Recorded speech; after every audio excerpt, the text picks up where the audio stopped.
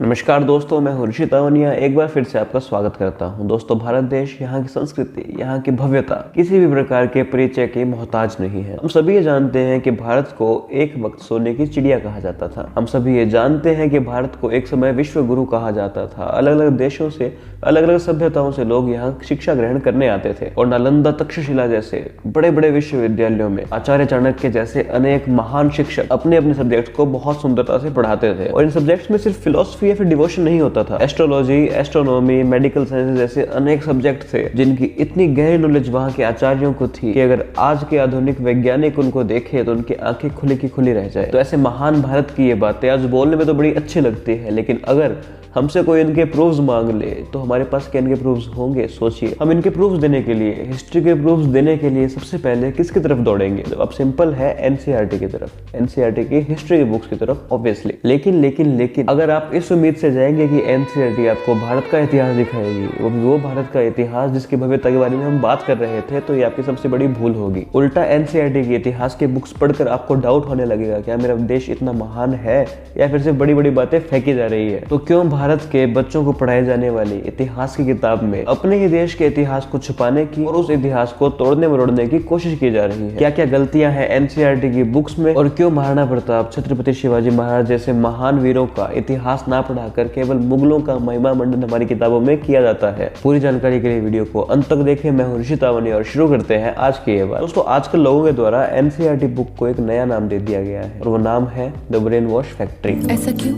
क्योंकि यहाँ इतिहास को बताया नहीं जाता, इतिहास को बनाया जाता है, और बताया भी जाता है सिर्फ उनका जिनका हमसे कोई लेना देना है ही नहीं। एनसीईआरटी के इतिहास की किताब शुरू ही वहीं से होती है कि भारत में आक्रमण सबसे पहले किसने किया, क्यों किया और कब किया। लेकिन भाई, उससे पहले का इतिहास तो बताओ, उस समृद्ध भारतवर्ष के बारे में बताओ जिसकी चर्चा पूरे विश्व भर में थी। और जब इनसे इससे पहले का इतिहास पूछ ले तो ये लोग हड़प्पा सिविलाइजेशन पर आकर अड़ जाते हैं। कह देते हैं जी इससे पहले का हमको नहीं पता, और हमको नहीं पता तो इससे पहले कोई सभ्यता भी नहीं थी।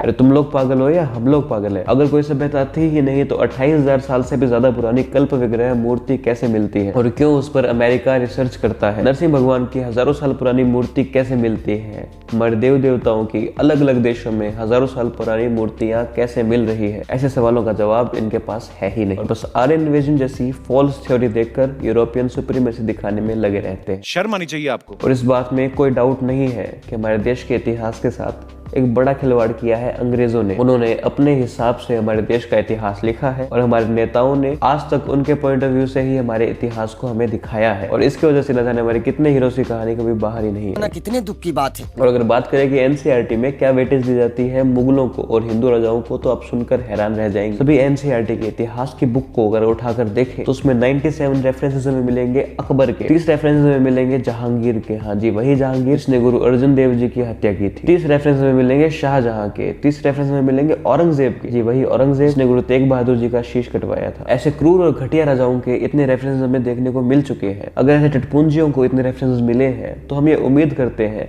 कि छत्रपति शिवाजी महाराज जैसे राजाओं को इतिहास में कितनी ज्यादा जगह मिली होगी। लेकिन आप जानते हैं हमारी हिस्ट्री बुक्स में छत्रपति शिवाजी महाराज का रेफरेंसेस कितने हैं? मात्र 8। सिर्फ 8 बार उनका जिक्र होता है, चाहे वो एक लाइन हो, एक पैराग्राफ हो या फिर एक पेज हो। उनका जिक्र केवल 8 बार ही होता है। और महाराणा सांगा, महाराणा प्रताप का जिक्र ना के बराबर। बस बता देते होंगे जी अकबर और बाबर से ये लोग आ रहे हैं, हो गई महाराणा प्रताप की कहानी। और क्या था महाराणा प्रताप की लाइफ में?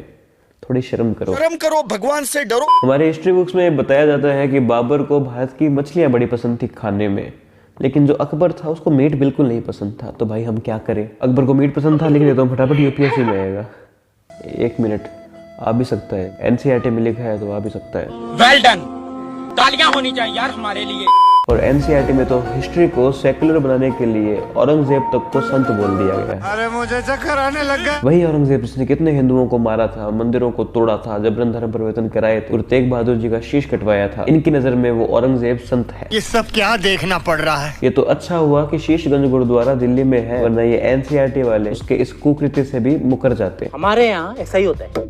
अरे हमको क्या मतलब यार, अकबर को मीट पसंद था या नहीं पसंद था, बाबर को कौन सी मछली पसंद थी, औरंगजेब संत था, इन सब चीजों इसकी जगह ये 2 पैराग्राफ उन हीरोज को दीजिए, उन वीरों को दीजिए जिनकी बात करना आज कोई जरूरी नहीं समझता। चोलाज, अहोम, विजयनगर एम्पायर, अगर इन किंगडम्स की बात हो जाती बजाय कि अकबर को खाने में कौन सी मछली पसंद थी या फिर उसको मीट क्यों नहीं पसंद था, तुम्हारी हिस्ट्री की बुक्स कोई खराब नहीं हो जाती। और एनसीईआरटी का सेक्युलरिज्म यही खत्म नहीं हुआ। 1981-1982 में एनसीईआरटी ने महाराष्ट्र गवर्नमेंट को कहा कि आप अपनी बुक्स में छत्रपति शिवाजी महाराज को ओवर ग्लोरीफाई ना करें, क्या बोला तूने? उनका बहुत ज्यादा महिमा मंडन ना करें, इससे नेशनल इंटीग्रिटी पर खतरा है। इस प्रकार की बचकाना बातें किसी के गले नहीं उतरती, लोग मजाक उड़ाते हैं। अब ये बात कितनी बचकाना है आप खुद सोच सकते हैं। पहली बात तो किसी इंसान, किसी इतिहासकार के कलम में इतनी ताकत नहीं कि वो छत्रपति शिवाजी महाराज की पर्सनैलिटी को पूरी तरह लिख भी पाए। ओवर ग्लोरिफिकेशन के तो आप सपने ही लीजिए, किसी में ये दम नहीं कि राजा के व्यक्तित्व को पूरी तरह लिख सके। और दूसरी बात, अगर वो पर्सनैलिटी है इतनी महान, अगर उनका कॉन्ट्रीब्यूशन है हमारे इतिहास में, हमारे देश की रक्षा में, तो इतिहास के पन्ने तो भरे जाएंगे ही। अगर उस संघर्ष को सिर्फ ये बोलकर इतिहास से हटा दिया जाए, इतिहास के पन्नों से गायब कर दिया जाए कि ये हमारे सिलेक्टिव सेक्युलर माइंडसेट में फिट नहीं बैठ रहा, तो क्या ये बहुत घटिया बात नहीं होगी? लेकिन नहीं, महाराणा प्रताप में रण कौशल की कमी बता दी जाती, उन्हें कमजोर कमांडर बता दिया जाता है, औरंगजेब को संत बोल दिया जाता है, छत्रपति शिवाजी महाराज को पढ़ाने से रोका जाता है। राष्ट्रकूटा, चोला, विजयनगर एम्पायर कोई बात नहीं करता। लेकिन कुछ मत बोलो, सेकुलरिज्म। भारत के सिलेक्टिव सेक्युलरिज्म ने नहीं, सिलेक्टिव सेक्युलरिज्म ने हमारे इतिहास की किताबों को बर्बाद तो किया ही है, लेकिन आज भी लोगों में दूरियां बढ़ाई जा रही है। और बॉलीवुड का मुगल प्रेम हम ऑलरेडी देख चुके हैं। अगर आपने वो वीडियो अब तक नहीं देखी है तो उस वीडियो का लिंक आपको डिस्क्रिप्शन में मिलेगा, या फिर आप आई बटन पर जाकर उस वीडियो को देख सकते हैं। नहीं खान बाबा, अबे जल्दी बोल, कल सुबह पनवेल निकलना है। जंग के बाद जो राजा हमारे रहमो करम पर जिंदा हो, उसका सर काटना हमें गवारा नहीं। ये मेन्यू, ये मेरे जैसा दिखने वाला एक बंदा है। और दोस्तों, हम मुगलों से नफरत क्यों करते हैं? क्योंकि वो इस्लाम में मानते हैं? नहीं जी, बिल्कुल नहीं।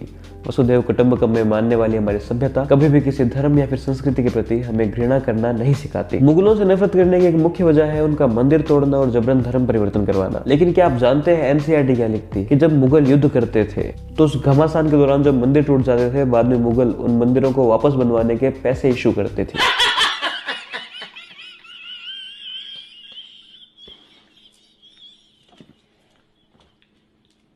यानी उन मंदिरों के रिकंस्ट्रक्शन के लिए वो पैसे देते थे। मेरा सर फटा जा रहा है, इतना सेकुलरिज्म मुझे बर्दाश्त नहीं हो रहा है। जिस मंदिर की वजह से वो हमला करते थे, जिसे तोड़कर वो अपनी ताकत दिखाते थे, उसे वो रिकंस्ट्रक्ट करा दे, ये इम्पॉसिबल है। लेकिन नहीं, कोई क्यों मानेगा? प्रूफ नहीं है ना हमारे पास। लेकिन नहीं, इसका प्रूफ तो है। जब लोगों की नजरों में ये लाइन आई कि मुगल मंदिरों का रिकंस्ट्रक्शन कराते थे, तो ये लाइन लोगों के हजम हुई नहीं। भारत के एक जागरूक नागरिक ने एक आरटीआई फाइल की और एनसीईआरटी से पूछा कि जो आप मुगलों का महिमामंडन कर रहे हैं ना, कि इन्होंने मंदिर बनवाए हैं, इसके पीछे कोई प्रूफ है या फिर आप ऐसे ही फेंके जा रहे हैं? तो उसके जवाब में एनसीईआरटी की तरफ से क्या आता है? इसका आंसर तो नहीं आता मुझे। नहीं जी, हमारे पास कोई प्रूफ नहीं है। तो सिर्फ एक लाइन पर काउंटर क्वेश्चन करने से हमें दिख गया कि इस बुक में कितने झूठ भरे पड़े हैं। तो अगर हम सब फैक्ट्स पर काउंटर क्वेश्चन करने लगे तो हो सकता है कि हम एनसीईआरटी के इतिहास के पन्नों को फाड़कर फेंक दे। सोचो, राजस्थान जहां महाराणा प्रताप को एक तरह से पूजा जाता है, वहां के बुक्स में हम पढ़ते हैं महाराणा प्रताप कमजोर कमांडर थे, वो कमजोर लीडर थे। तो क्या ये पढ़कर हमें दुख नहीं होगा? जो व्यक्ति जिंदगी भर संघर्ष करता रहा लेकिन कभी गुलामी कबूल नहीं की, उससे हमारे इतिहास में भागा हुआ दिखा देते हैं, भगोड़ा दिखा देते हैं, कमजोर दिखा देते हैं, हारा हुआ दिखा देते हैं। जिसके सामने अकबर आने से डरता था, उसे इतिहास में हारा हुआ बता दिया जाता है। और हम ऐसा ही मानते हैं क्योंकि हमारे टीचर बुक से हमें यही पढ़ाते हैं। और हालात इतने खराब थे कि जब इंदिरा गांधी राजस्थान के दौरे पर आई थी तो 40 ऐसे बड़े बड़े पत्थर बनवाए गए थे जिन पे लिखा गया था कि महाराणा प्रताप युद्ध से भागे थे। उसके बाद एएसआई ने ये पत्थर उखाड़ कर फेंके और कहा कि इनके कोई प्रूफ नहीं है, कोई ऐसा प्रूफ नहीं है कि महाराणा प्रताप युद्ध से डर कर भागे थे। जब सही प्रूफ आएगा तो सही लिखा जाएगा, फिर पत्थर लगाए जाएंगे। महाराणा प्रताप, महाराणा सांगा को राजस्थान में कमजोर बता दिया जाता है। छत्रपति शिवाजी महाराज को महाराष्ट्र में पढ़ाने से रोका जाता है। मध्य प्रदेश में बच्चों की किताबों से ग से गणेश हटाकर ग से गधा लिख दिया जाता है, लेकिन हमारे माथे पर बल तक नहीं पड़ता। लिबरल होने के नशे में चूर हम अपने ही पूर्वजों की आत्माओं को दुख पहुंचाते हैं। अब मेरा सवाल यह है कि एनसीईआरटी क्या देखकर किस डायनेस्टी को, किस किंगडम को अपनी बुक में वेटेज देती है? यानी वो क्या देखती है कि मुगलों को मेरे को 2 चैप्टर देने हैं, राजपूतों को 2 पेज देने हैं, मराठाओं को 1 लाइन देनी है, या फिर अहोम्स को 2 लाइन देनी है? ये वो क्या देख कर देती है? क्योंकि लोधी डायनेस्टी जिसने 75 साल राज किया था, उस पर चैप्टर्स लिखे गए, लेकिन राष्ट्रकूटा जो 2 सेंचुरीज तक राज करती रही, उन पर 2 लाइन्स लिखकर बात खत्म कर दी जाती है। खिलजी डायनेस्टी जिसने मात्र 30 साल राज किया, मात्र 30 साल। ये तो शुरू होते ही खत्म हो गया यार। लेकिन हम अलाउद्दीन खिलजी कौन है वो जानते हैं। खिलजी डायनेस्टी पर चैप्टर लिख दिए जाते हैं, लेकिन विजयनगर एम्पायर जिसने 300 साल तक राज किया, 3 सेंचुरीज तक राज किया, उसके इतिहास को 3 लाइन्स में समेट दिया जाता है। फिर से गुलाम डायनेस्टी जो मात्र 84 साल राज करती है, उस पर चैप्टर्स लिखे जाते हैं, उस पर पेजेस के पेजेस लिखे जाते हैं। लेकिन अहोम डायनेस्टी जिसने 598 साल तक नॉर्थ ईस्ट वाले सारे एरिया पे राज किया, उन्होंने लचित के नेतृत्व में मुगलों तक को खदेड़ा था, उनको इतिहास में कहीं जगह ही नहीं मिलती। क्या ये उनके साथ सही इंसाफ है? नहीं जी, बिल्कुल नहीं। अगर किसने कितने साल राज किया ये देखकर आप इतिहास लिख रहे हैं तो आई एम सॉरी, आपका इतिहास कचरा है। और अगर आप इतिहास सिर्फ नॉर्थ इंडिया या फिर नॉर्थ वेस्ट इंडिया को दिमाग में रखकर लिख रहे हैं, साउथ और नॉर्थ ईस्ट को पूरी तरह इग्नोर कर रहे हैं, तो आपके इतिहास के साथ साथ आपका माइंड सेट भी कचरा है। क्योंकि साउथ इंडिया ही वो जगह बची है जो सही मायने में भारत को रिप्रेजेंट करती है। साउथ इंडिया ने आज भी भारत के कल्चर को जीवित रख रखा है। तो मेरी रिक्वेस्ट है एनसीईआरटी से कि फालतू के सिलेक्टिव सेक्युलरिज्म के चक्कर में देश के इतिहास के साथ गद्दारी ना करें और सिर्फ आक्रांताओं का इतिहास हमें ना पढ़ाएं। क्योंकि आज तो हम अपने बड़ों से ये जान चुके हैं कि महाराणा प्रताप बहुत महान थे, मुगल बहुत क्रूर थे, चेतक कौन था, लचित कौन थे, गुरु तेग बहादुर जी का सेक्रीफाइस क्या था। लेकिन आने वाली पीढ़ी ये बुक्स पढ़कर यही मानेगी कि हम एक हारी हुई सभ्यता है, हम पर बार बार प्रहार हुआ, बार बार आक्रमण हुआ और हर बार हम हारे हैं और हमेशा लोगों के गुलाम बनकर रहे हैं। तो अपने इतिहास को जीवित रखने की कोशिश करें और लोगों के प्रोपेगेंडा से बचें, क्योंकि सहनशील होना अपनी जगह है पर डब्बू नहीं होना चाहिए। दोस्तों भी बहुत से पॉइंट्स बाकी है, लेकिन वीडियो लंबी होने की वजह से मैं उनको कवर नहीं कर पा रहा। 1961 में ऐसा क्या हुआ कि एनसीईआरटी ऐसे लिखी गई? हल्दी घाटी का सच क्या था? हमारे सिख गुरुओं का इतिहास के साथ क्या खिलवाड़ हुआ? औरंगजेब का काशी मंदिर तोड़ना, जजिया कर की सच्चाई, और भी काफी पॉइंट्स अभी बाकी है। अगर आप चाहते हैं तो मैं इस पर एक और वीडियो बना दूंगा। आप कमेंट सेक्शन में जरूर बताइएगा कि आपको पार्ट 2 चाहिए या नहीं। दोस्तों आपके इस बारे में क्या विचार है कमेंट सेक्शन में जरूर बताइएगा। हमारे इंस्टाग्राम पेज को फॉलो करना ना भूलें, जिसका लिंक आपको डिस्क्रिप्शन में मिलेगा।